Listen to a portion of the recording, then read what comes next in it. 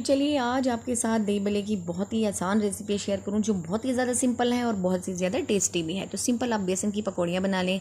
जैसे बेसन में आप नमक, मिर्च और थोड़ा सा सोडा डाल दें खाने वाला, और उसके आप पकौड़े बना लें। उसे पानी में डालें और 5 मिनट तक अच्छी तरह उसमें डिप रहने दें। उसके बाद निकाल के थोड़ा सा निचोड़ लें, हाथ से दबा दें, और उसके बाद आप इसे किसी बर्तन में डालें। ऊपर से आप चॉप की हुई कटी हुई प्याज डालें, फेंटा हुआ दही ऊपर से शामिल करें, और इसके साथ ही आप पुदीने वाली चटनी इसमें शामिल करें।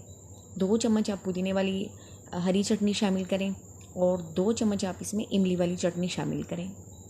और उसके बाद आप इसमें अपना मनपसंद चाट मसाला जितना आप ऐड कर सकते हैं अपने टेस्ट के हिसाब से ऐड कर दें, और इसके बाद इसे अच्छी तरह से मिक्स करें, एंजॉय करें। बहुत ही ज़बरदस्त दही भल्ले की चाट हाजिर है।